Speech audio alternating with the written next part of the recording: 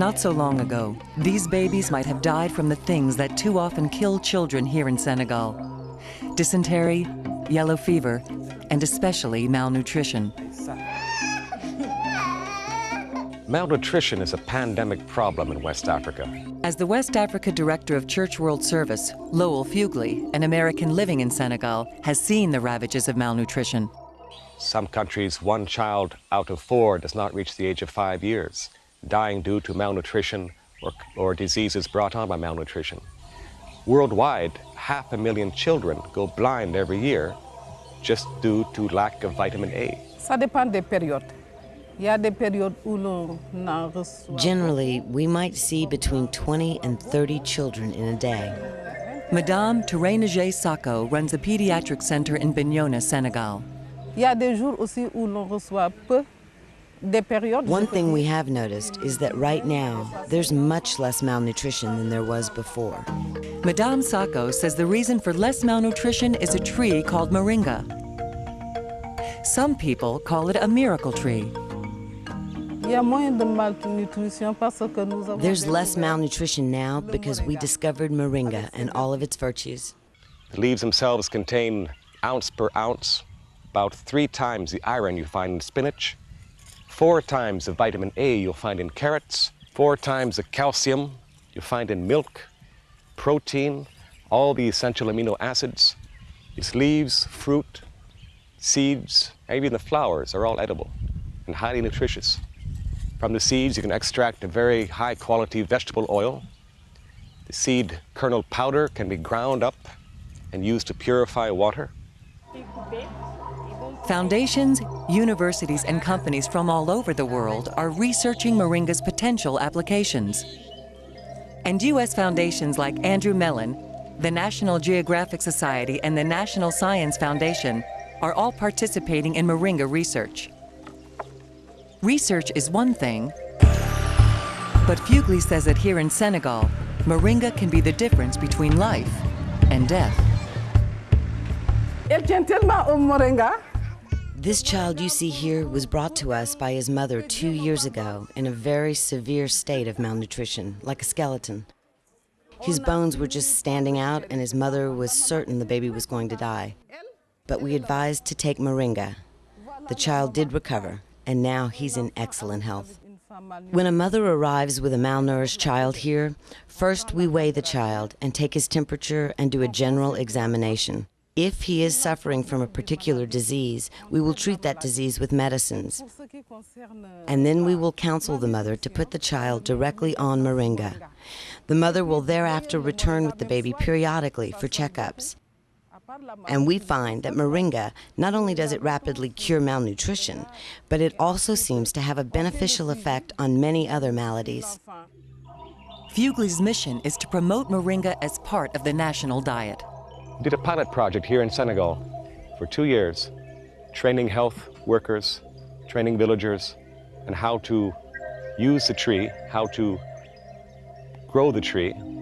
And through this project, we demonstrated very conclusively that in fact, these leaves are an extremely powerful tool in helping counter the problem of malnutrition in West Africa.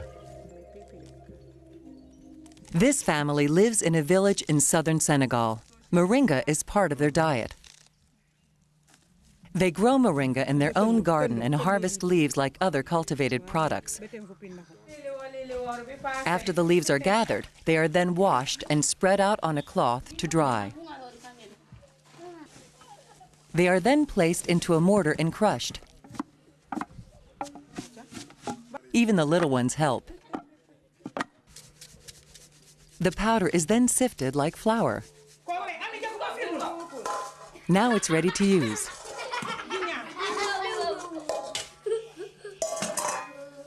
In this case, it's used as a spice over the evening meal. This is Moringa stenopetala. This is only known, as far as I know, from 5 areas around Lake Turkana in northern Kenya and southwestern Ethiopia. Evolutionary botanist Mark Olson is a Washington University doctoral candidate who has traveled the world collecting 13 different species of moringa. Every place I have been, in the tropics, where they grow in the wild. Local people use them. This is everywhere from Madagascar to Namibia to the Kenya, Ethiopia, Somalia area. The plant's makeup also contributes to its ability to thrive in some of the most arid areas of the world. So if we go ahead and break off one of these roots, we can see how full of water it is. That's what helps the seedlings get through dry periods and survive to adulthood. The tree is not just full of water, it can also purify water, which can be a lifesaver. Because a third to a quarter of the people on Earth, and it's about half of the people in the tropics, don't have dependable access to clean water to drink. To help remedy this access problem, the University of Leicester, England is researching the coagulating properties of moringa seeds. They believe the seeds purify water better and less expensively than traditional methods. There's even been an entire full-scale running of a water purification facility in Tiolo, Malawi, just using moringa seeds. Ground into powder form, just 3 tablespoons of moringa leaf powder can provide 3 times the vitamin A a child needs, virtually all of his iron and calcium needs, and all of the essential amino acids. These days, health workers, instead of using imported products to treat malnutrition, are using these leaves. It's accessible and indigenous. Fugly says one of the disadvantages of other forms of aid to combat malnutrition is that once the aid runs out, the people starve. Not so with moringa. Through moringa, we felt that this was a possible, local, low-cost, accessible solution, which even after the training program in how to use it came to an end, the people could carry on by themselves.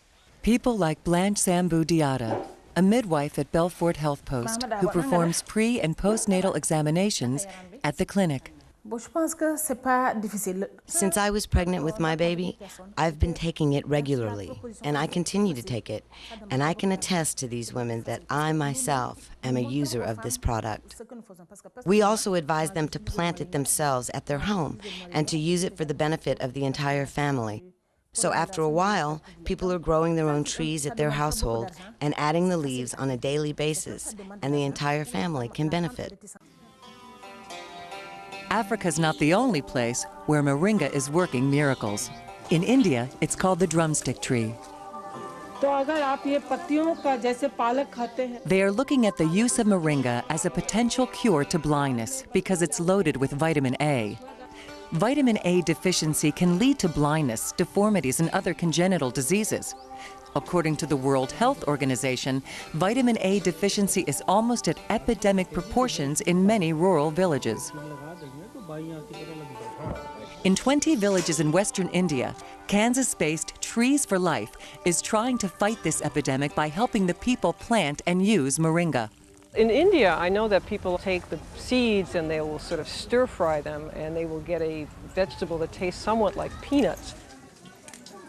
Ann Hirsch is a professor of botany at the University of California, Los Angeles. Well, one of the things that impresses me most about moringa is the fact that it has the full complement of essential amino acids that human beings need. There are 8 of them that we cannot synthesize, so we have to get it from our food. In the developed world, we eat meat. In the developing world, meat is a rare commodity, or it's an extremely expensive commodity. Experts are surprised that Western businesses haven't exploited moringa's commercial value in the developed world. The place for a plant like moringa in this country would be most likely to people who follow a vegetarian diet. The protein could be processed and added to all sorts of different kinds of drinks or protein supplements that I know a lot of people purchase.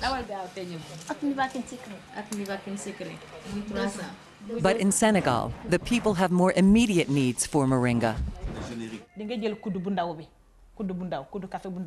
The mother should take a spoonful of powder morning, afternoon, and night every day. This will help her produce more milk and improve her health through 6 months while she's nursing her baby. She should also mix a spoonful of powder in with the baby's formula.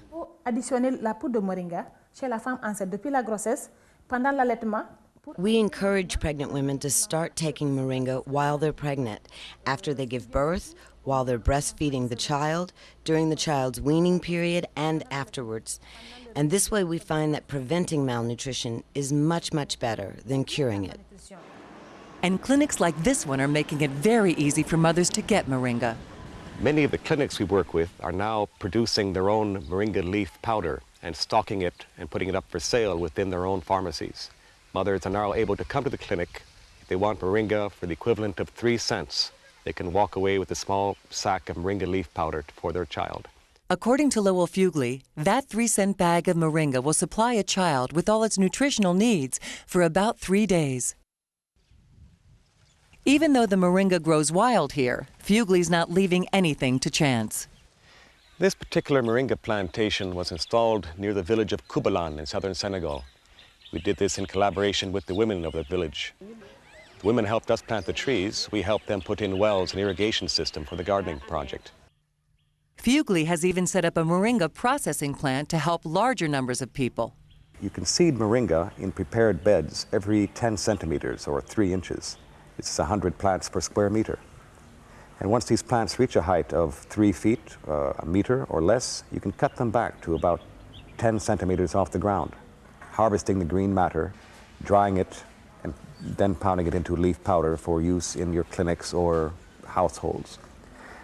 Once you've cut this back, the stumps will regrow, and 8 weeks later you can have another harvest. In this way you can have continual harvesting, up to 9 harvests every year, which Fugely says produces about 650 tons per hectare, or 2.5 acres.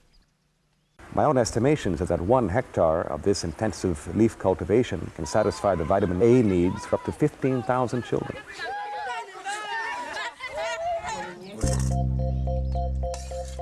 The goal is to make sure that this family and hundreds of thousands of others have a future. The idea to find a food, a perfect plant, that can satisfy people's hunger and give them all the protein nutrients that they need is of great importance. If I had set out to design a tree which would be of maximum benefit to mankind, I'd be hard put to do better than the Moringa mellifera tree.